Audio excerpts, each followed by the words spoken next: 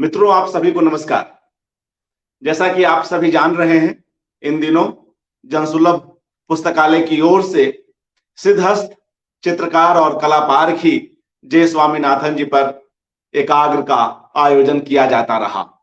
आज इस एकाग्र की 12वीं कड़ी है और इस माह की अंतिम कड़ी।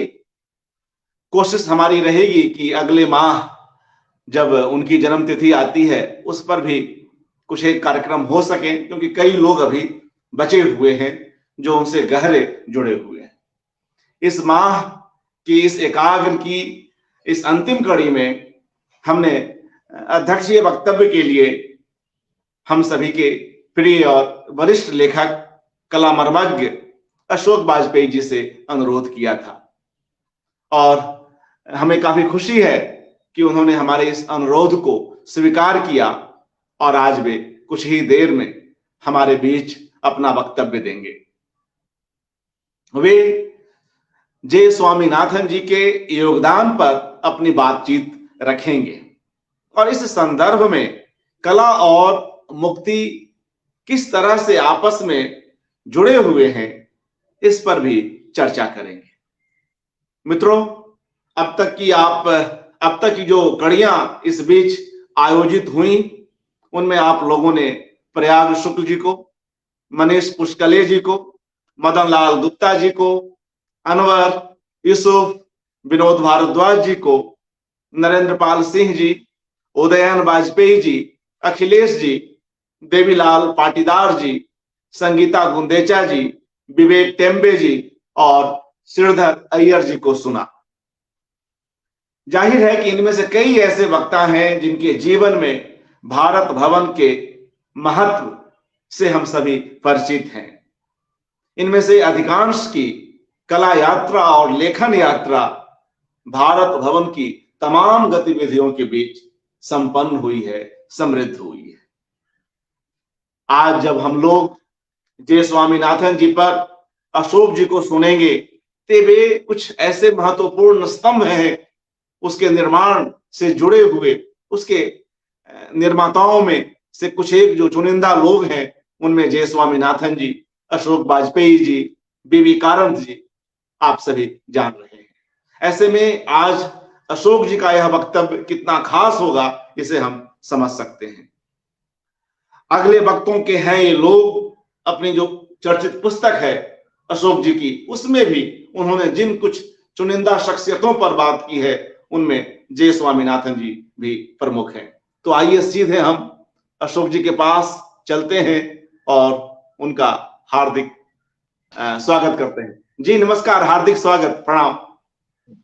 नमस्कार जी जी। और अच्छा लग रहा है, तमाम मित्रगण जुड़े हुए हैं और आपकी प्रतीक्षा है कि आज हम लोग अधिक से अधिक आपको सुने और जे स्वामीनाथन जी पर आपका यह वक्तव्य हम सभी के लिए निश्चय ही काफी प्रेरणादायक होगा। आदरणीय अशोक वाजपेयी जी,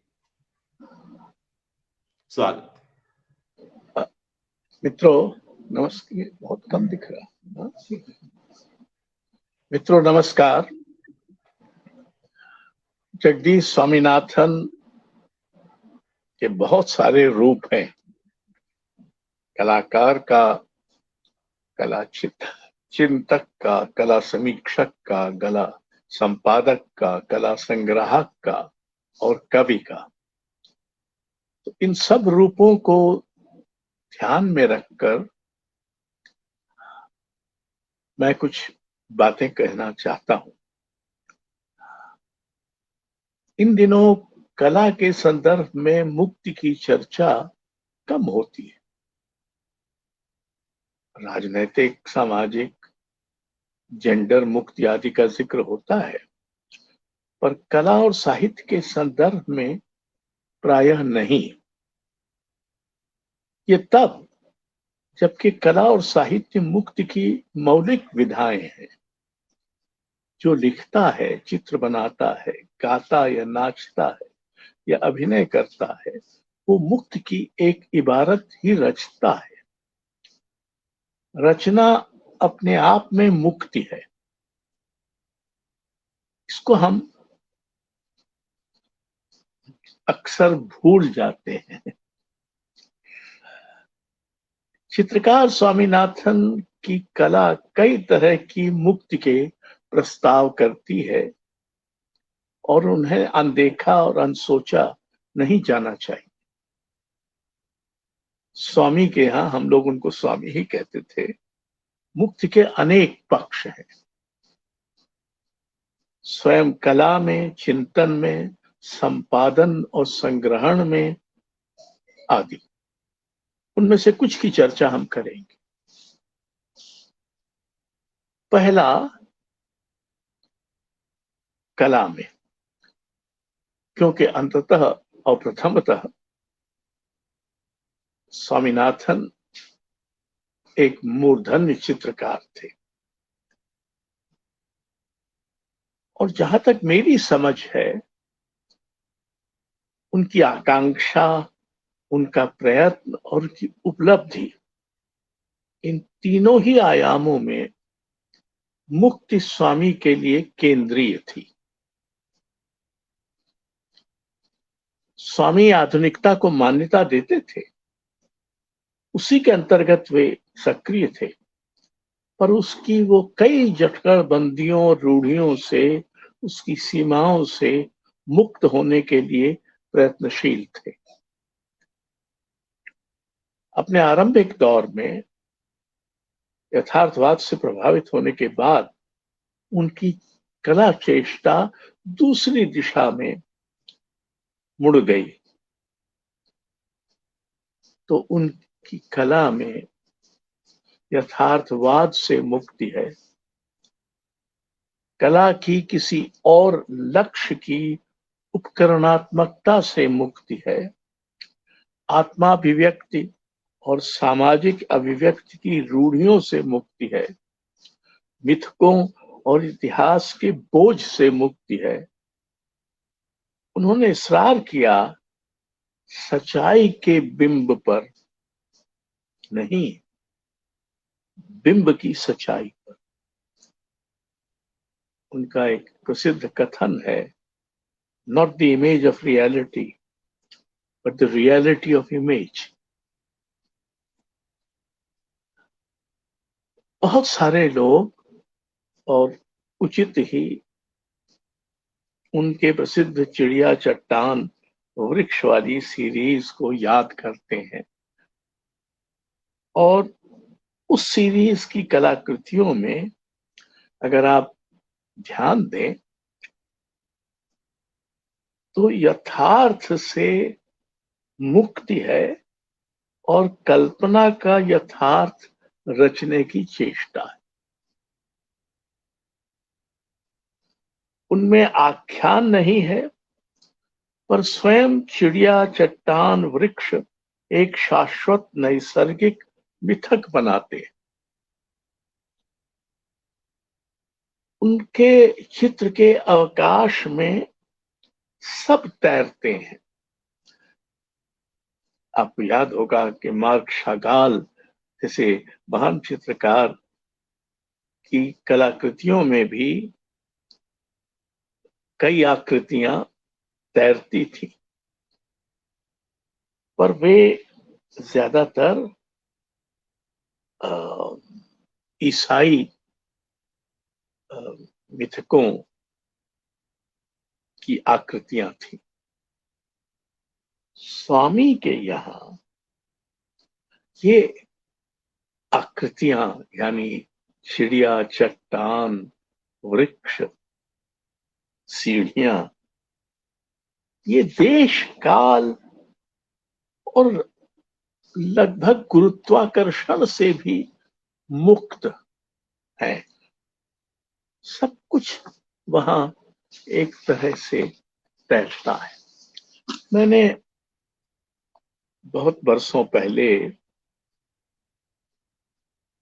उन पर जो 2 कविताएं लिखी, उसमें से पहली कविता अचल चिड़िया उड़ती चट्टान। चट्टान चाहती है कि वो भी उड़ सके चिड़िया की तरह आसमान में, उधर घाटी के पार के संसार को वो भी देख पाए, फुदक कर छू कर, पर चिड़िया नहीं चाहती वो अदला बदली करे चट्टान से और उसकी तरह स्थिर रहकर सदियों तक देखे सिर्फ नीला आसमान और दूसरी चट्टानें। फिर भी चिड़िया अटल है चट्टान की तरह,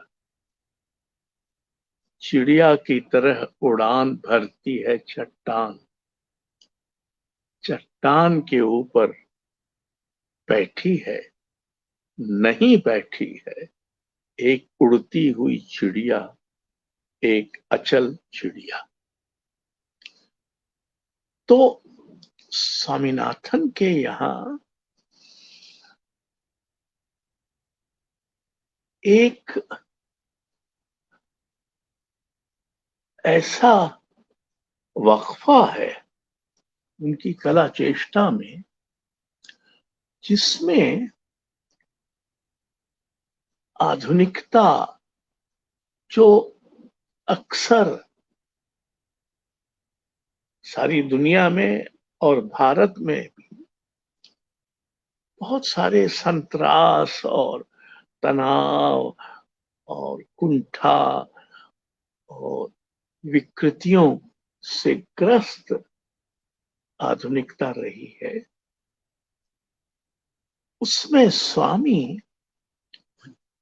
की कलाकृति एक प्रसन्न क्षण है। उनकी कलाकृतियों को देखकर एक तरह का प्रसन्नता का भाव आता है और कम से कम मुझे तो ये भी लगता है कि उस समय हम विस्मय से भर जाते हैं जब इन कलाकृतियों को देखते हैं, और वो विस्मय यथार्थ से नहीं कल्पना से उपजा है।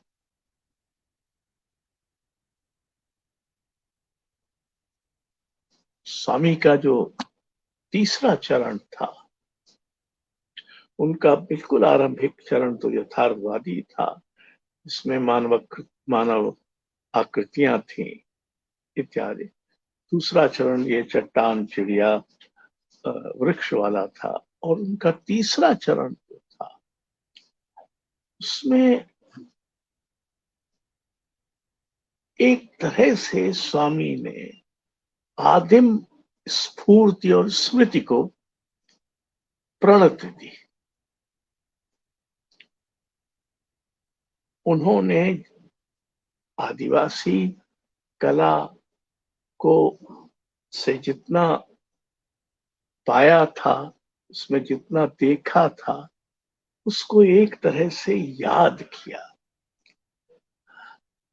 अब ये संयोग की बात है कि सोचता हूँ 1993 या 94 में, मेरा ख्याल है 1993 के अंत में, वो अपनी नई कलाकृतियों की एक प्रदर्शनी कर रहे थे और उन्होंने मुझसे कहा कि मैं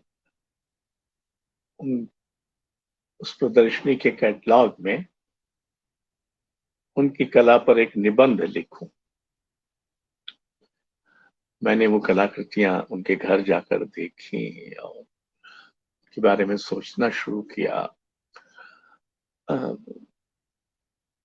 पर कवि होने के नाते मेरी जो प्रतिक्रिया हुई वो निबंध के रूप में नहीं, एक कविता के रूप में प्रकट हुई।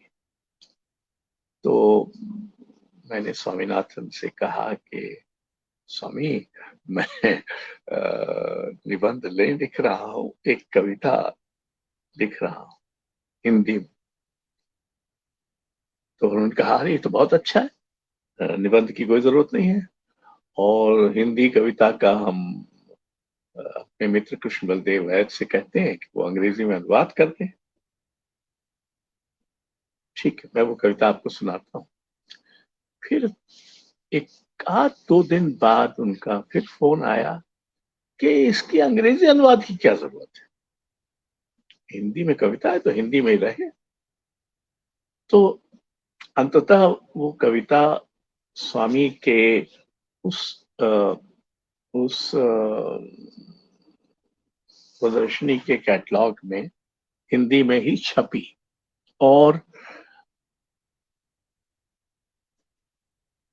ये एक दुखद संयोग हुआ कि उसके कुछ महीनों बाद उनका अकस्मात देहावसान हो गया। तो ये उनकी जीवन काल में हुई अंतिम कला प्रदर्शनी थी और उसमें ये कविता थी, जिस पर आकाश नहीं टिकता, पीछे छूटा हुआ लौटता है, जैसे साथी था कभी छूटा नहीं था, पड़ोस में घूमकर वापस अपनी पर्ची में फिर। शब्द नहीं लौटते, लौटते हैं अक्षर, अपना विन्यास गंवाकर, प्राचीन लिपि अनंत की धूसर सतह के नीचे से चुपचाप झांकती है।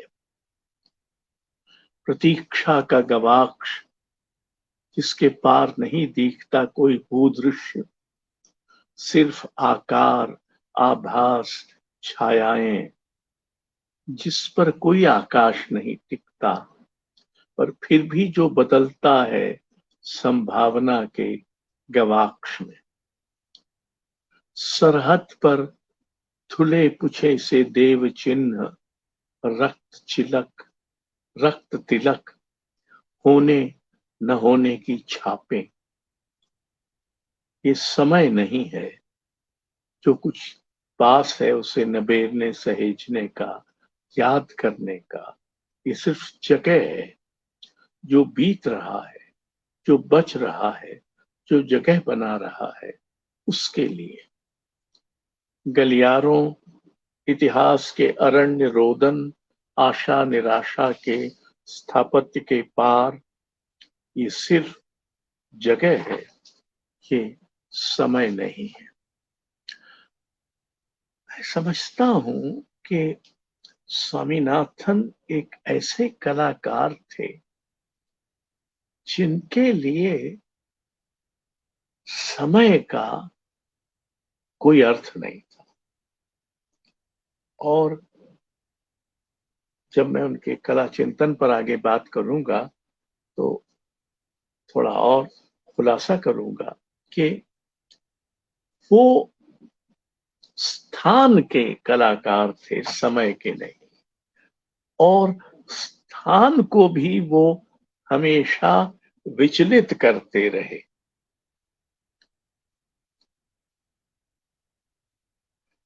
एक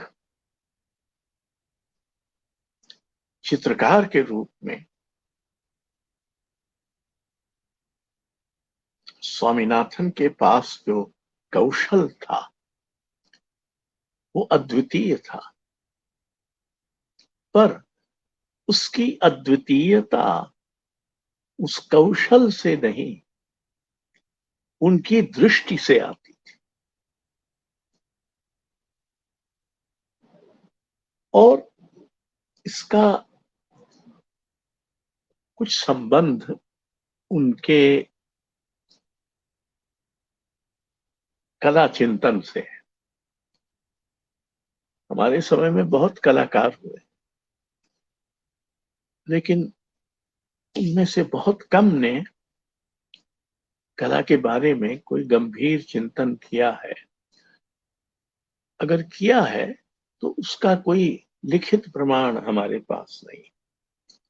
स्वामीनाथन उन बिरले कलाकारों में से थे जिन्होंने कला पर बाकायदा चिंतन किया। और उसके कुछ पक्षों पर मैं आपका ध्यान खींचना चाहूंगा। पहला तो ये कि वो पश्चिमी कला और पश्चिमी कला चिंतन की तथाकथित सार्वभौमिकता आधुनिकता को अस्वीकार करते थे, वो उससे मुक्त थे, वो एक रैखिक परिप्रेक्ष्य की अनिवार्यता से भी मुक्त थे। उनकी मृत्यु के कुछ दिनों बाद मैंने उन पर एक लेख लिखा था जो हमारी ही पत्रिका समास में प्रकाशित हुआ था। उसके एक अंश में आपके सामने प्रस्तुत करना चाहता हूं। स्वामीनाथन के संसार में कोई अतीत नहीं जिसका स्मरण किया जा सके, कोई इतिहास नहीं जिसे खोजा या शोधा जा सके। उनके लिए आदिम से आधुनिक या उत्तर आधुनिक तक की तथाकथित बढ़त साफ तौर पर छूटी और निराधार थी। आधुनिक के अंदर आदिम हो सकता है और आदिम में उत्तर आधुनिक अंतर्निहित।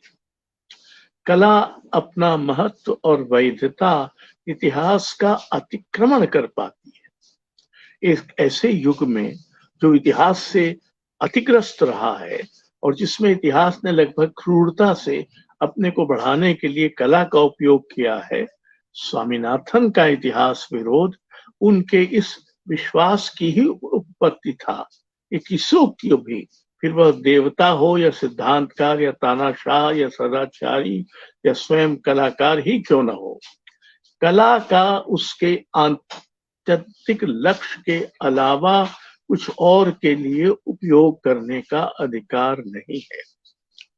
कला को कोई ईश्वर नहीं चाहिए, उसका अपना रहस्यमय अस्तित्व होता है, अपनी पवित्र ऊर्जा। ऑक्टेविया पास की स्वामीनाथन के लिए बरसों पहले लिखी कविता के कुछ शब्द लेकर कहें, कला एक काया है अपनी ही अनावृत प्रहेलिका से सजी हुई। कला के बाहर कोई अर्थ या दृष्टि नहीं होती जिसके नजदीक पहुंचने या जिसका अनुवाद करने की चेष्टा कला करती हो। कला अपना अर्थ अपने ऐन्द्रिक रूप में अर्जित करती है। उसकी आकांक्षा न प्रतिनिधित्व करने की है, न ही बखान करने की। ईमानदारी से वह अपने अलावा किसी का प्रतिनिधित्व कर भी नहीं सकती। वो बस है।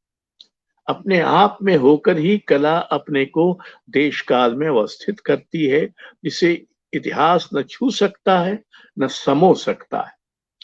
कला सच्चाई का न तो अनुवाद है न ही उसकी अनुरचना।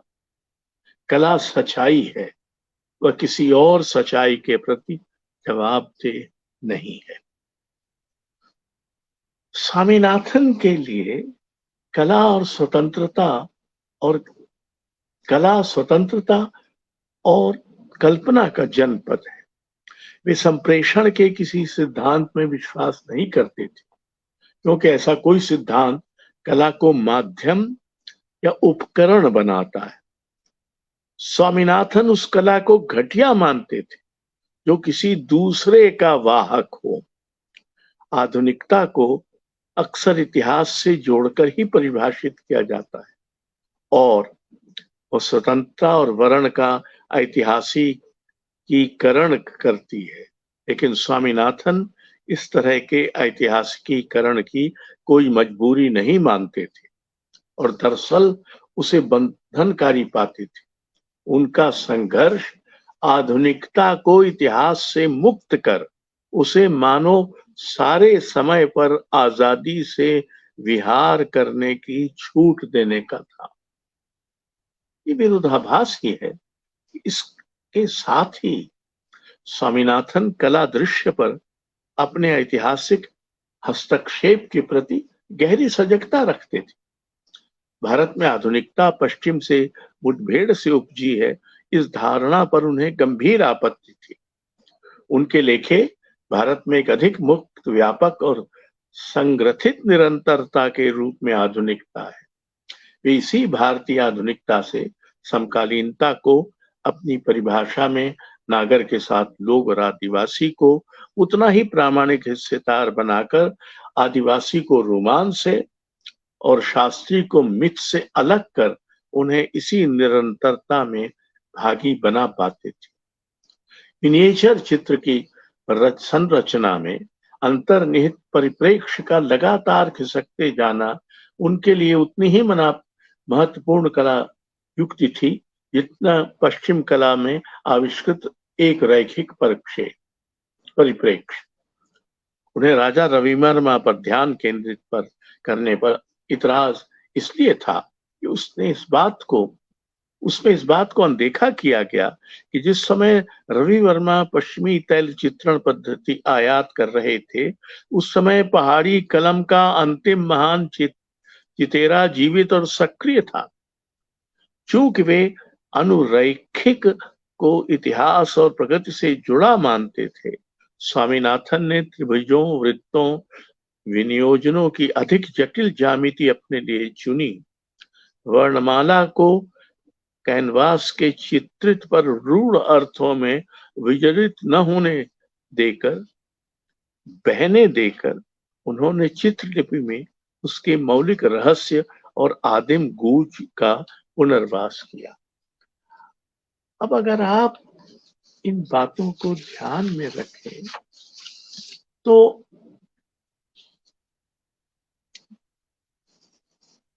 स्वामी ने जो कला चिंतन किया है वो भारतीय आधुनिक कला चिंतन के इतिहास में एक बहुत ही मूल्यवान, सार्थक और विचारोत्तेजक हस्तक्षेप है। और इसके अलावा उन्होंने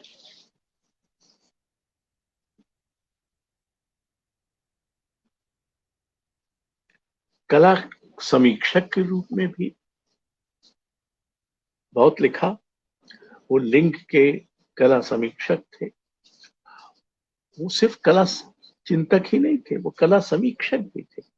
और लिंग में उन्होंने बहुत सारे कलाकारों पर जो लिखा है उसको बहुत स्मरणीय माना जाता है। उन कलाकारों के बारे में लिखे हुए को अगर पूरी तरह से हिसाब में लें तो स्वामी कला संपादक भी थे और स्वामी की जो मुक्त की अवधारणा थी उसका एक जरूरी पक्ष था उसकी विपक्षता।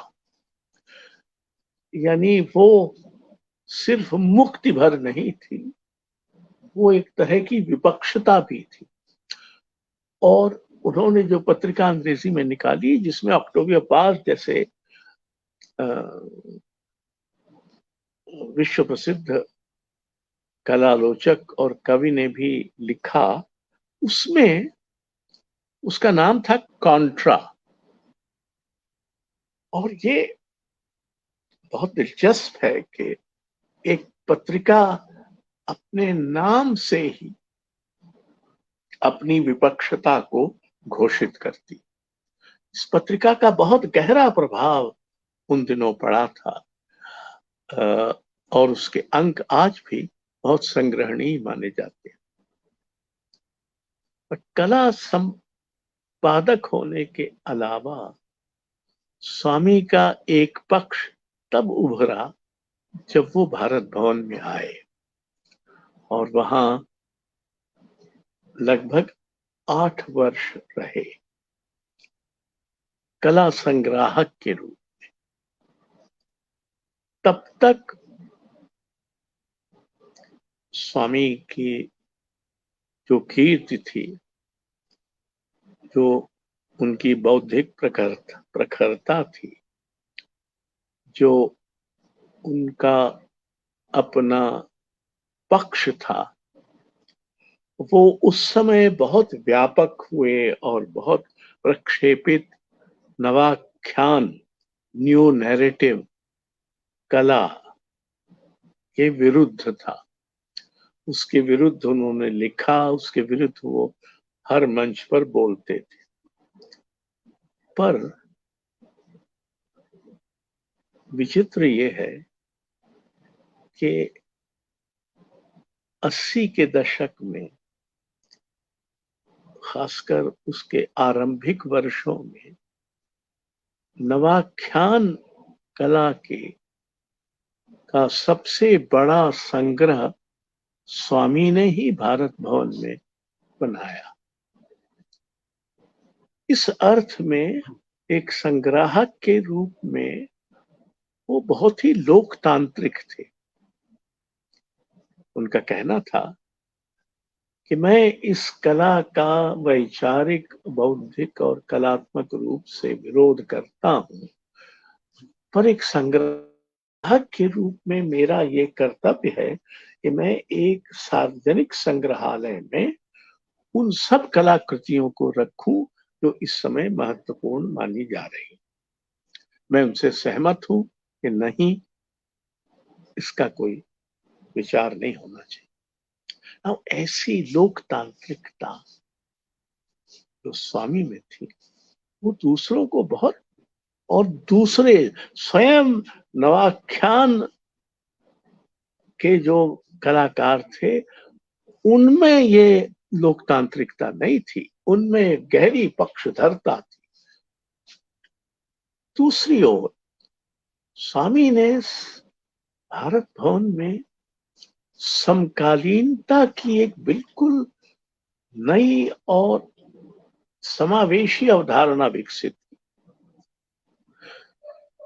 तब तक ये समूचे भारत में ये धारणा बद्धमूल और लोकप्रिय हो चुकी थी कि आदिवासी लोक कलाएं थोड़ा ऐतिहासिक रूप से पिछड़ी हुई कलाएं हैं और आधुनिक कला तो शहराती कला है। स्वामीनाथन ने इसको एक बारगी पूरी तरह से ध्वस्त कर दिया। उन्होंने जो संग्रहालय भारत भवन में बनाया रूपंकर नाम से, उसमें शहराती कलाकारों के अलावा लोक और आदिवासी कलाओं को भी पूरे सम्मान के साथ, पूरी समकक्षता का एहतराम करते हुए जगह दी। तो वहां हुसैन रजा, तैयब मेहता, अकबर पदम सीख, मंजीत बावा इत्यादि की कलाकृतियां भी थी। तो उसी संग्रहालय के दूसरे हिस्से में पेमा भात्या और जयदेव बघेल और गोविंद लाल झारा इत्यादि की कलाकृतियां भी थी, मिट्टी बाई, भूरी बाई। स्वामी का ये काम भारतीय कला के सार्वजनिक और संस्थागत इतिहास में रेडिकल है और इस काम ने हम सभी को आदिवासी और लोक कलाओं को सम्मान और सजग दृष्टि से, संवेदनशील दृष्टि से, सहानुभूतिपूर्ण दृष्टि से देखने के लिए प्रेरित किया। ये बहुत बड़ा योगदान स्वामी का है। स्वामी बहुत बड़े कलाकार थे। अगर वो ये सब न भी करते तब भी बड़े कलाकार रहते, पर वो एक ऐसे व्यक्ति थे जो बड़े कलाकार थे, बड़े कला चिंतक थे, बड़े संग्राहक थे, और उन्होंने इन सारे पक्षों में सक्रिय रहते हुए कला के बारे में और दूसरी चीजों के बारे में नए प्रश्न पूछे, नई प्रश्नाकुलता विकसित की, और ये सब एक निर्भय भाव से किया। हम न भूलें कि स्वामी एक व्यक्ति के रूप में स्वतंत्रता संग्राम में शामिल हुए थे। उसके बाद वो कांग्रेस सोशलिस्ट पार्टी में थे, उसके बाद वो कम्युनिस्ट पार्टी में थे और उसके बाद फिर वो वहां से छोड़कर, ऐसा समय था जब विवान सुंदरम जैसे उनसे युवतर कलाकार, उनके मित्र, कला और राजनीति का संबंध अनिवार्य मान रहे थे। ठीक उसी समय स्वामीनाथन कला को अपने आप में पर्याप्त राजनीति मान रहे थे और कला को राजनीति का उपनिवेश बनाए जाने का प्रतिरोध कर रहे थे। स्वामी का एक और पक्ष था हिंदी साहित्य से उनकी निस्बत, उनका रिश्ता। संभवतः आप में से कुछ लोग जानते होंगे कि वो सर्वेश्वर दयाल सक्सेना, कमलेश, श्रीकांत वर्मा, निर्मल वर्मा, विष्णुबल देव वैद आदि के बहुत घनिष्ठ मित्र थे। और एक जमाना ऐसा भी गुजरा है जब स्वामीनाथन ने तमिल भाषी होते हुए भी हिंदी में एक जासूसी उपन्यास लिखा था और वो जिगर मुरादाबादी की एक जीवनी लिखना चाहते और उन्होंने थोड़ी सी कविताएं लिखी जिसमें देखा जाए वो 8-10 कविताएं हैं, लेकिन उनमें जो सघनता है और उनमें पहाड़ बोलता है, बिना किसी बाधा के पहाड़ बोलता है। स्वामीनाथन पहाड़ के व्यक्ति थे। उनका जन्म शिमला में हुआ था और एक कोटखाई नाम की जगह है जहां उन्होंने एक जमाने में अपना एक घर बनाने की कोशिश की थी, फिर बाद में वो संभव नहीं हो पाया। तो मित्रों, स्वामीनाथन का परिसर, उनका पड़ोस, उनकी जगह, उनकी सोहबत, ये सब बेहद रोशन मुकाम है। आधुनिक भारतीय चित्रकला में स्वामीनाथन की उपस्थिति हमेशा ही हस्तक्षेपकारी रही है और वो हस्तक्षेप हमेशा ही प्रश्नवाचकता। एक बार जो याद आता है, वो कहते थे कि हमको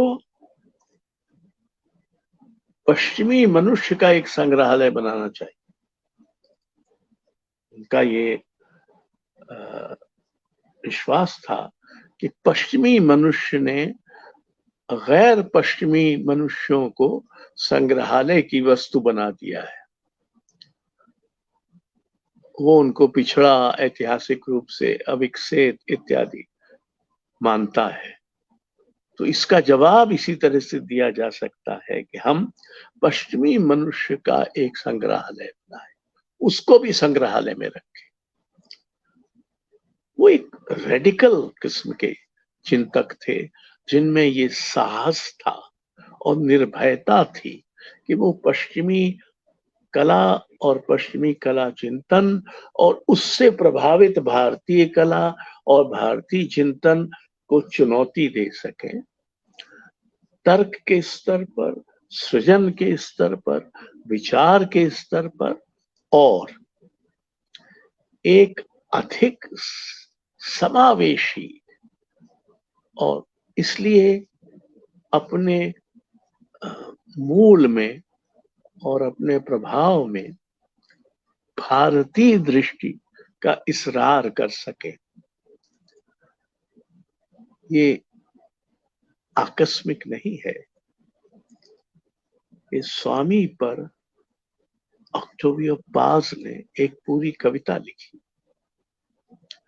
ऑक्टेवियो पाज के संबंध बहुत सारे कलाकारों से थे, हुसैन से, राम कुमार से, औरों से भी थे, कृष्ण खन्ना वगैरह से, पर कविता उन्होंने स्वामीनाथन पर ही लिखी। मैं समझता हूं कि स्वामी का न होना पिछले लगभग 30 वर्षों से न होना भारतीय कला जगत में एक बेहद जुझारू, साहसी, निर्भय और मुखर बौद्धिक कलाकार का न होना रहा है। और ये सभी मानते हैं, प्रायः सभी मानते हैं कि स्वामी के न होने के बाद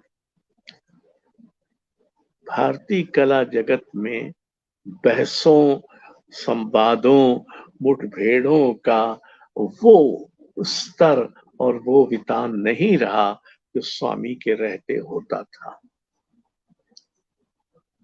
पर इस सब से अलग स्वामी की कला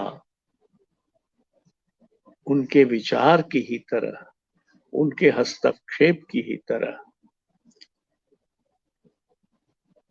मुक्ति की कला है।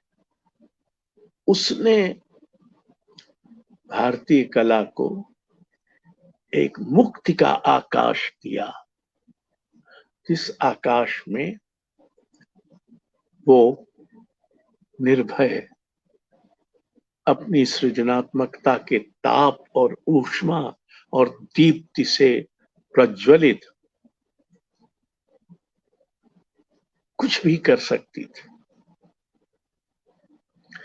स्वामी को याद करना आज एक ऐसी प्रखरता को याद करना है जिसमें वैचारिक सघनता थी, गहरी प्रश्नाकुलता थी,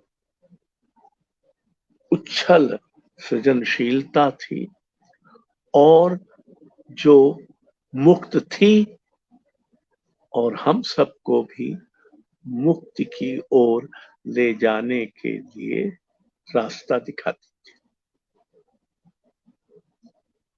धन्यवाद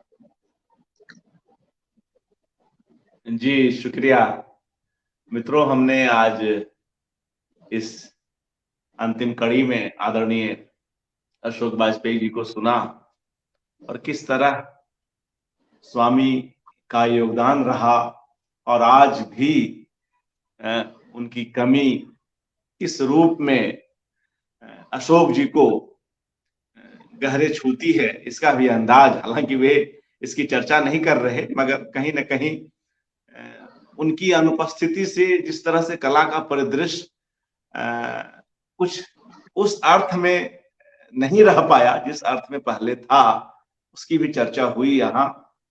और खास तौर से एक कलाकार की जो अपनी मुक्ति की अवधारणा है और उसके लिए जो निरंतर उसकी जो कोशिश है उस पर चर्चा हुई।